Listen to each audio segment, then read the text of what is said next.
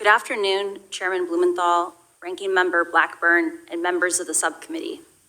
Thank you for the opportunity to appear before you. My name is Frances Haugen. I used to work at Facebook. I joined Facebook because I think Facebook has the potential to bring out the best in us. But I'm here today because I believe Facebook's products harm children, stoke division, and weaken our democracy. The company's leadership knows how to make Facebook and Instagram safer, but won't make the necessary changes because they have put their astronomical profits before people. Congressional action is needed. They won't solve this crisis without your help. Yesterday, we saw Facebook get taken off the internet. I don't know why it went down, but I know that for more than 5 hours, Facebook wasn't used to deepen divides, destabilize democracies, and make young girls and women feel bad about their bodies. It also means that millions of small businesses weren't able to reach potential customers, and countless photos of new babies weren't joyously celebrated by family and friends around the world. I believe in the potential of Facebook. We can have social media we enjoy that connects us without tearing apart our democracy, putting our children in danger, and sowing ethnic violence around the world. We can do better.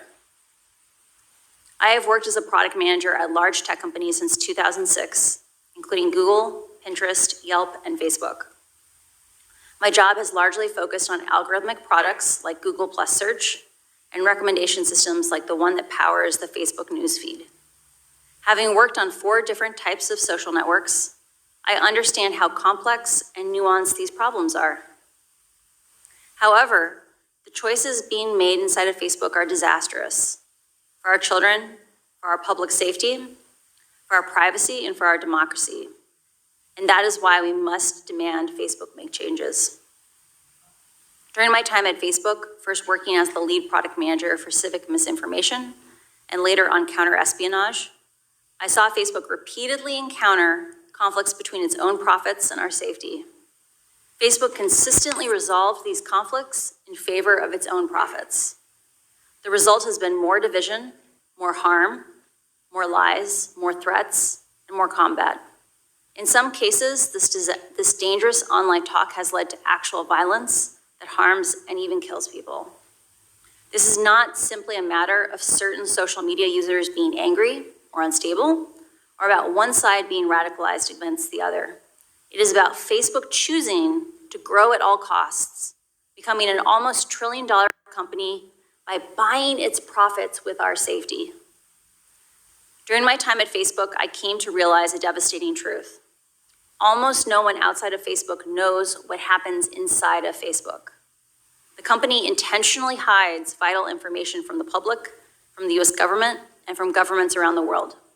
The documents I have provided to Congress prove that Facebook has repeatedly misled the public about what its own research reveals about the safety of children, the efficacy of its artificial intelligence systems, and its role in spreading divisive and extreme messages. I came forward because I believe that every human being deserves the dignity of the truth. The severity of this crisis demands that we break out of our previous regulatory frames. Facebook wants to trick you into thinking that privacy protections or changes to Section 230 alone will be sufficient. While important, these will not get to the core of the issue, which is that no one truly understands the destructive choices made by Facebook except Facebook. We can afford nothing less than full transparency. As long as Facebook is operating in the shadows, hiding its research from public scrutiny, it is unaccountable. Until the incentives change, Facebook will not change. Left alone, Facebook will continue to make choices that go against the common good, our common good. When we realized big tobacco was hiding the harms it caused, the government took action. When we figured out cars were safer with seatbelts, the government took action. And when our government learned that opioids were taking lives, the government took action. I implore you to do the same here.